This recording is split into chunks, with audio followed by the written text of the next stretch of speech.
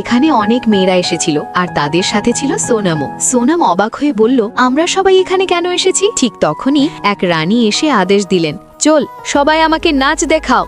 এক মেয়ে সামনে এসে নাচ শুরু করলো, কিন্তু সে ভালো নাচতে পারল না। এটা দেখে রানী সৈন্যদের আদেশ দিলেন তাকে কারাগারে পাঠাতে। এভাবে এক এক করে রানী সব মেয়েদের বন্দি করে ফেললেন। এই দৃশ্য দেখে সোনাম পালাতে চাইল, কিন্তু সৈন্যরা তাকে ধরে রানীর সামনে নিয়ে এলো। সোনাম ভয় বলল, আমি সেই মেয়ে নই যাকে আপনি ভাবছেন। আমি শুধু আমার বন্ধুর পোশাক পরে এসেছিলাম, কারণ আমি প্রাসাদটা দেখতে চেয়েছিলাম।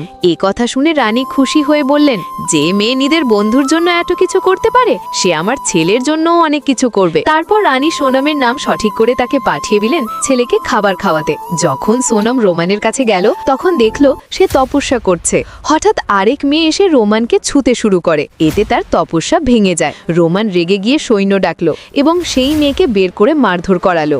পরে সোনাম ভয়ে ভয়ে ভেতরে গেল। রোমান তাকে কাছে ডাকলো। রানী সোনামকে খাবার দিলেন, কিন্তু রোমান খেতে অস্বীকার করলো। তখন সোনাম নিজেই খেতে শুরু করলো। হঠাৎ রোমান হাত বাড়াতেই সোনাম খাবার টেনে নিল। খাওয়া শেষে সোনম উঠতেই হঠাৎ পা পিছলে পড়ে যায়, আর তখনই দুজনের মধ্যে দুর্ঘটনাবশত এক কিস হয়ে যায়। চ্যানেলটি সাবস্ক্রাইব করুন এমন ভিডিও দেখার জন্য, আর লাইক করবেন অবশ্যই।